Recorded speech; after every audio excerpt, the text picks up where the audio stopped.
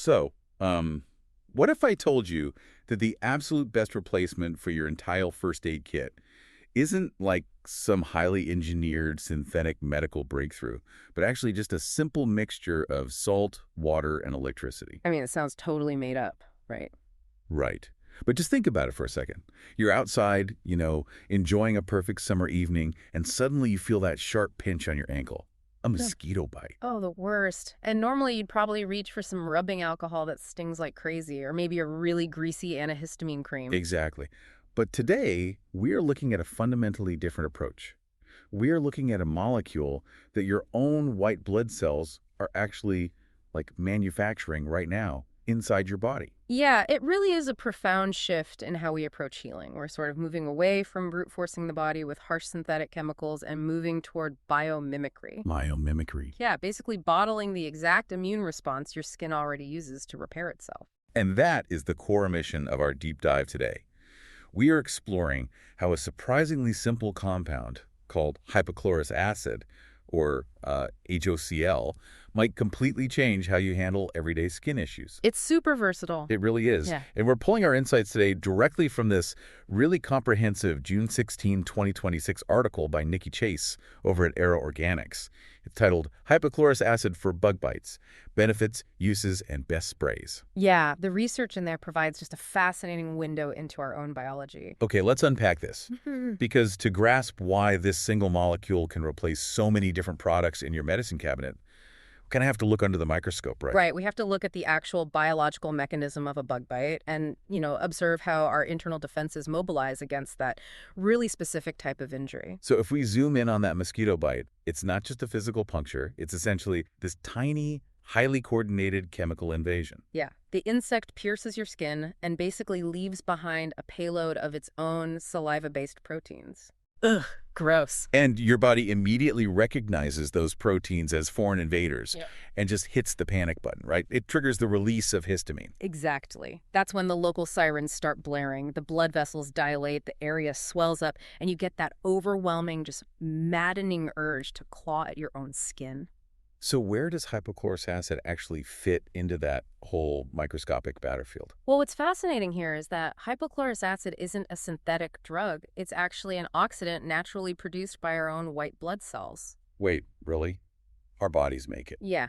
The human immune system has this highly specialized internal hazmat team. So when those foreign saliva proteins are detected, your body dispatches white blood cells straight to the site of the bite. Okay, and what do they do when they get there? Once they arrive, they engage in this process where they engulf the foreign pathogens, and to destroy them, they unleash a synthesized chemical weapon. And that weapon is hypochlorous acid. Oh, wow. So when you take a bottle of HOCl and spray it directly onto the surface of the bite, you're essentially like airdropping reinforcements directly onto the front line. That's exactly what you're doing. But how exactly is it taking out the enemy? Like if it's a chemical weapon, what is the actual mechanism of destruction there? It works through oxidation. At a cellular level, hypochlorous acid physically rips electrons away from the cell walls of pathogens. Wait, it just tears them apart? Yeah, it structurally degrades them. And crucially, for a bug bite, it neutralizes those specific irritating saliva-based proteins the insect left behind. Okay, so it destroys the proteins. Right. And by breaking down those proteins, it disrupts the chemical signals that are traveling up your nerve fibers to your brain, the signals that are demanding you scratch the itch. So you aren't just numbing the area then. You're Yeah. completely dismantling the biological trigger of the itch itself. You're neutralizing the source. And it manages this while simultaneously regulating cytokines. Cytokine. Yes, cytokines are basically the immune system's messenger proteins, and they're heavily linked to systemic inflammation. So by suppressing that localized cytokine activity, the HOCl rapidly pulls down the redness and the swelling. Makes sense. There's another layer to this though, right? Because no matter how hard you try, you're probably going to scratch that bite at least once. Oh, absolutely. It's human nature. And when you scratch, you break the skin barrier. You're taking a contained chemical invasion and physically opening the gates for like environmental pollutants and harmful surface bacteria to just flood in. And that secondary infection is often way worse than the initial bite. Bacteria like Staphylococcus are naturally living on the surface of your skin right now. Which is terrifying to think about. Right. But when you open a wound by scratching, that staph bacteria enters the tissue and multiplies. And that's how a simple bite turns into a severe medical issue like cellulitis or impetigo. So how does the spray stop that? Well, because hypochlorous acid is an antimicrobial oxidant, it eliminates that surface bacteria before it can even establish a colony. It transitions the skin from a state of panicked, vulnerable inflammation directly into a sterile repair mode. Okay, wait, I have to push back on the SASE aspect here for a second. Sure. If this molecule is an oxidant that's strong enough to literally rip apart the cell walls of Staphylococcus, why is it safe? Because the chemical name is hypochlorous acid. Right, the word acid. Yeah. For anyone listening, the word acid immediately implies burning, peeling, or, tissue damage. Why doesn't this destroy our healthy, regenerating skin cells the exact same way rubbing alcohol does? Because if I put rubbing alcohol on a scratched-up bug bite, it burns like crazy. It does. But that burning sensation from rubbing alcohol or ethanol is a result of its specific mechanism of action. Alcohol acts as an indiscriminate solvent. Indiscriminate meaning it just kills everything. Exactly. It destroys bacteria, yes, but it also dissolves the natural lipid barrier of your own healthy skin. It denatures your cellular proteins, which causes extreme dryness, cellular damage, and that sharp, painful sting. Ouch. And HOCl is different. Hypochlorous acid operates entirely differently. It's fundamentally biocompatible because it perfectly matches the skin's acid mantle, its natural pH level. Acid mantle. Yeah. So our skin is naturally slightly acidic to begin with, and this molecule just matches that exact environment. Precisely. Your healthy tissue completely tolerates HOCl because it shares the exact biological and chemical profile of the substance your own white blood cells produce. So your body just recognizes it. Yeah, your cells recognize it. It targets the simpler cellular structure of the invading microbes and the foreign insect proteins, leaving your complex, healthy human cells completely unharmed. There is no stinging, no lipid stripping, and no cellular damage. Okay, but if HOCl doesn't sting because it matches our skin's pH, why do we even use traditional antihistamine treatments? Yeah. Like whether it's a cream you rub on the arm or a pill you swallow, they're the go-to standard, right?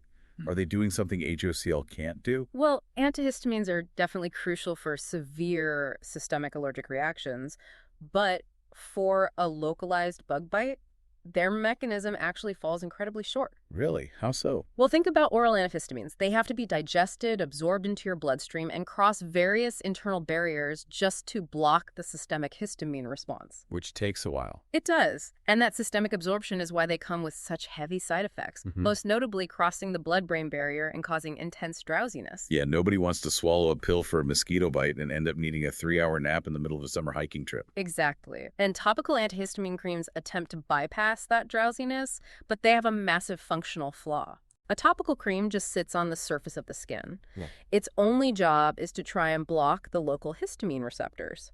But it does absolutely nothing to clean the wound. Right.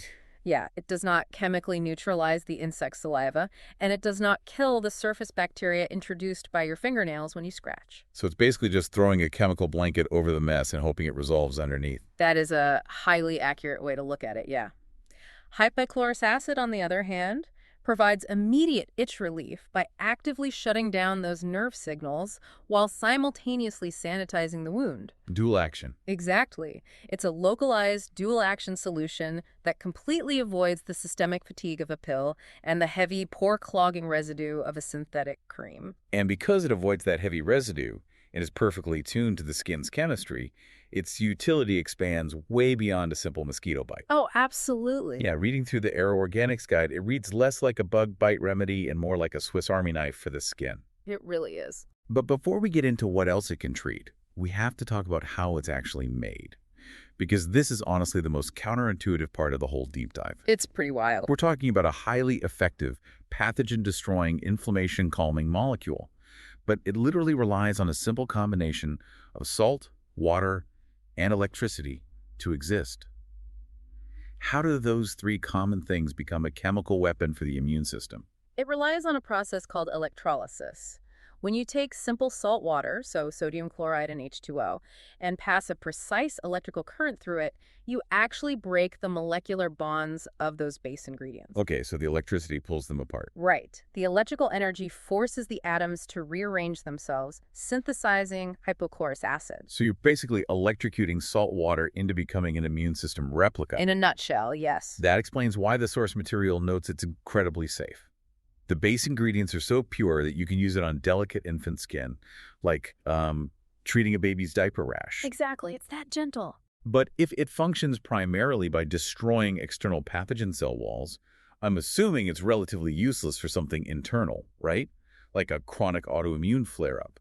Take eczema, for example. That's an internal immune response. How does spraying an external antimicrobial help with that? That is a logical deduction, but it actually overlooks the biological burden of eczema. What do you mean? Well, while eczema is an internal condition characterized by a compromised skin barrier, the severity of the flare-ups is heavily driven by external factors. Eczema sufferers naturally harbor much higher levels of Staphylococcus bacteria on their skin compared to the average person. So the bacteria are basically taking advantage of the already compromised, cracked skin. Exactly. The bacterial colonization constantly triggers the immune system, keeping the skin trapped in this vicious cycle of severe inflammation, itching, and dryness. And the HOCl breaks that cycle. Yes. Hypochlorous acid lowers that surface bacterial presence. It removes the biological trigger that's actively worsening the flare-up. At the same time, the gentle cooling mist provides a clean, sterile environment for that fragile skin to recover. Without introducing the common chemical irritants or like artificial fragrances and heavy preservatives found in thick eczema lotions. Precisely. If we apply that same logic to acne, it makes perfect sense. Acne is fundamentally just a clogged pore that becomes a breeding ground for specific bacteria. Right. The bacteria multiply within the blocked pore, triggering a massive inflammatory response from the body, and that results in the redness and swelling we recognize as a breakout. So the spray just targets that bacteria. Yeah, and because HOCl is a lightweight liquid mist, it doesn't leave a heavy comatogenic residue that further clogs the pore. It simply penetrates, neutralizes the acne-causing bacteria, and pulls down the localized inflammation. All without relying on harsh chemicals like benzoyl peroxide, which actively strips the skin barrier and causes peeling. Exactly. It's much gentler. Okay, so it kills bacteria in acne and eczema. But what about a purely chemical irritant? The guide explicitly mentions poison ivy. Well, poison ivy is a great example. But poison ivy isn't a bacterial infection, right? It's an aggressive allergic reaction to an oil. Specifically, urushiol oil. This is the highly reactive irritant found in poison ivy, poison oak, and poison sumac.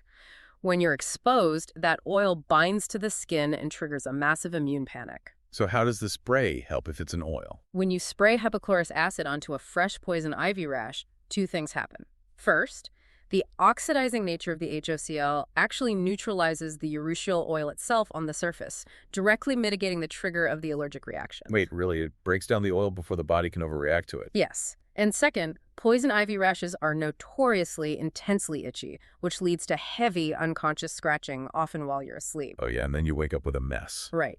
The spray severely limits the subsequent bacterial growth in those scratch wounds. It prevents an already miserable weeping rash from becoming a deeply infected wound. That's huge. And unlike the standard treatment, which is usually long-term hydrocortisone use, it's not a steroid, meaning it won't cause the severe skin thinning associated with prolonged steroid application. What if there is no bacteria and there's no reactive oil? What if the damage is purely environmental radiation? You mean like UV damage? Yeah. Summer means bug bites, but it also inevitably means sunburns.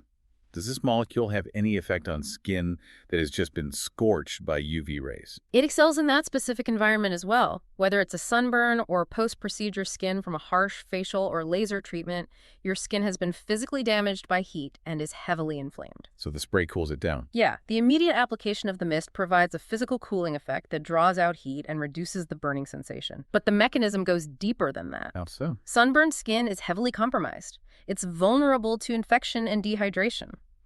The HOCl creates a sterile, hydrated environment that allows the damaged skin cells to focus entirely on regeneration without the threat of microbial interference. And it absorbs like water. It doesn't leave that sticky, heat-trapping layer on top of the burn like thick aloe vera gels often do. Exactly. Which is exactly why this matters so much for you, the listener. If you open your medicine cabinet right now, you probably have a highly specific, fragmented inventory, right? Yeah. You have hydrocortisone for the bug bites. You have a harsh salicylic acid wash for acne. A sticky green gel for sunburn. Right. And an antibiotic ointment for cuts. You could essentially clear out that entire shelf. You do not need all those separate, highly engineered synthetic products taking up space when one single biocompatible molecule handles the entire spectrum. It really represents a fundamental shift in dermatological care. Rather than trying to artificially override the body's systems with a dozen different chemical interventions, you're simply giving the body an external supply of the exact tool it already manufactures to heal itself. But, okay, if this molecule is so delicate that it's synthesized from just salt and water, I imagine it doesn't have a great shelf life. If I log online right now, how do I ensure I'm buying a stable product? Like, how do manufacturers keep it from just degrading and turning right back into a bottle of inactive, slightly salty tap water? That fragility is definitely the core challenge of manufacturing and storing hypochlorous acid. According to the ERA Organics Guide, there are very strict parameters you must verify before purchasing to ensure you're getting a stable, effective molecule. Okay, what's the first thing to look for? The first variable is the concentration level. For effective, safe application on human skin, you must look for a strength between 100 and 200 parts per million, or ppm. Wait, why that specific window?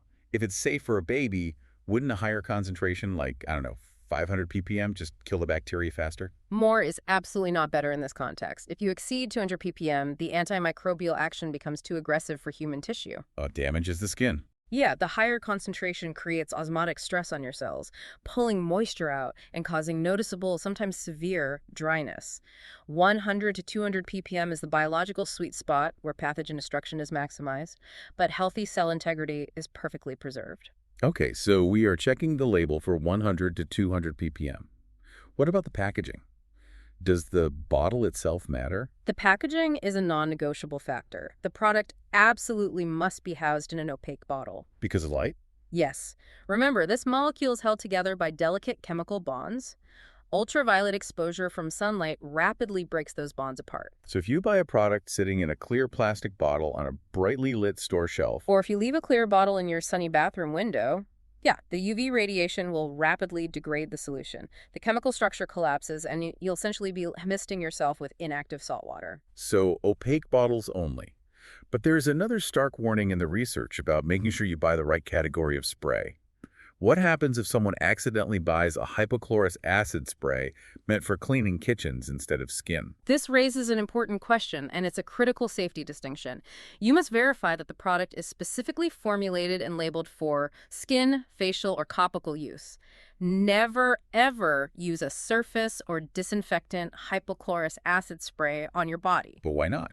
If the active molecule is the exact same, shouldn't it do the same thing? It comes down to formulation strength, stabilizing agents, and pH design.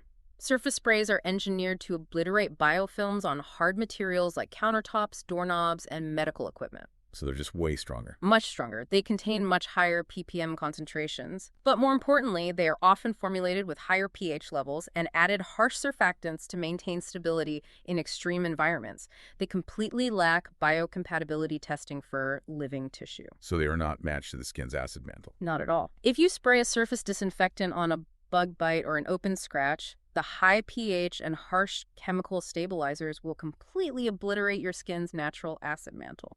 Yeah, it will expose your damaged, vulnerable tissue to unnecessary chemical strength, leading to severe cellular dryness, intense irritation, and delayed healing. You have to look for cosmetic or medical-grade skin formulations that have been rigorously tested for direct contact with human wounds. Okay, so let's say you've followed the guide. You check the label. It's a skin-safe formula. It's 150 ppm, and it's in a solid, opaque bottle. Is there a specific technique to applying it? The application process is straightforward, but it does require specific steps to ensure maximum effectiveness. First, you must clean the affected area. With the spray. No, beforehand. Whether it's a bug bite or a scraped knee, wash it with a mild soap and water to clear away any gross dirt, heavy sweat, or physical debris. Then gently pat the area dry. Why the pre-wash? Wouldn't the spray just kill whatever's in the sweat or dirt anyway? It would try, but hypochlorous acid is highly reactive. If you spray it onto a layer of heavy sweat, sunscreen, or dirt, the molecule will expend all its oxidizing energy neutralizing that organic debris on the surface, rather than actually reaching the insect proteins and skin-level bacteria you are trying to target. Ah, that makes perfect sense. You have to clean the canvas first to give the active ingredient a clear path to the wound. Exactly. Clear the debris, then spray. Once the area is clean, hold the bottle a few inches away and mist the bite directly until the skin looks evenly damp. And here is the most crucial step of the entire process. You must let the solution sit and air dry completely on its own without wiping it. You can't just dab it with a towel to speed it up. No wiping or dabbing whatsoever. The molecule requires specific contact time to execute its biological function. Oh, I see. Yeah, if you wipe it away prematurely, you're physically removing the active ingredient before it's had the necessary time to fully contact the skin, neutralize the complex insect proteins, and physically break down the bacterial cell walls. You must let it evaporate naturally. What about frequency? Because, when a mosquito bite is really driving me crazy, my immediate instinct is to just aggressively spray it every 10 minutes until the itch completely stops. You definitely need to resist that instinct. The recommended interval for a bug bite is applying it 2 to 3 times daily, spacing those applications out by about 3 to 4 hours. Okay, so just a few times a day. Right. That interval keeps the area constantly clean and provides a steady, reliable suppression of the histamine-driven itching. Now, you can increase that frequency slightly if you've been heavily sweating or if you're out camping and being constantly exposed to environmental dirt, but there is a hard limit. What's the limit? The ERA Organics Guide is very clear that you should not exceed 5 applications in a single 24-hour period. Why is 5 the hard limit? Is it physically dangerous if you spray it 6 or 7 times? It isn't dangerous in terms of chemical toxicity, no, but excessive application beyond 5 times a day simply doesn't yield faster healing. So it's just a waste of spray. Worse than that, actually. What it does do is lead to unnecessary moisture buildup on the surface of the skin. Constantly re-wetting the tissue can oversaturate the skin barrier, interfering with its natural moisture balance and actually impeding the cellular repair process. Oh, wow. I wouldn't have guessed that. Yeah, controlled, spaced-out use is what ensures lasting relief and a calm, stable environment for the skin to regenerate. So what does this all mean? Let's bring all of these mechanisms together. We started with the incredibly relatable, everyday annoyance of a swollen, itchy bug bite. And normally, we reach for messy, stinging, side effect-heavy creams and alcohols to fix it. The classic, flawed approach. Right. But what we've discovered through this ERA Organics deep dive is a masterclass in biological efficiency. You can completely replace tissue-damaging ethanol, which indiscriminately scorches your healthy skin cells and strips your lipid barrier. And you can ditch those synthetic antihistamines. Exactly. The ones that either cross your blood-brain barrier and put you to sleep, or just sit uselessly on top of a dirty wound without actually sanitizing it. Instead, you can use a fine, biocompatible mist that your own white blood cells literally invent every single day through an internal cellular process to wage war on microscopic invaders. It perfectly matches your skin's acid mantle. Yes. It dismantles pathogen cell walls through oxidation, it neutralizes insect saliva proteins to stop the itch at its source, and it's safe enough for a baby's diaper rash. All of this from a molecule that requires nothing more than salt, water, and electrical current to synthesize. It really is a brilliant example of how much more effective our treatments can be when we work in tandem with human biology rather than against it. It's incredible. And if we connect the mechanics of this spray to the broader trajectory of modern medicine, it leaves us with a truly compelling thought to consider. What's that? Well, scientists have successfully taken a naturally occurring microscopic defense mechanism like hypochlorous acid, a mechanism synthesized from just salt, water, and electricity, and they've bottled it to perfectly, seamlessly mimic the human immune system's response on the skin. Right. It makes you wonder, if we can isolate and package the exact chemical weapon our white blood cells use to fight off an infection, what other internal biological superpowers are operating inside us right now? What other intricate cellular processes might we eventually be able to isolate, stabilize, and safely spray from a bottle, completely replacing the complex synthetic medicines we rely on today? The medicine cabinet of the future might not be filled with synthetic chemicals at all. It might just look like a perfect bottled mirror of our own immune system. We want to enthusiastically thank you for joining us on this deep dive into the source material today. We hope you learned as much as we did and that your next summer evening is entirely itch-free.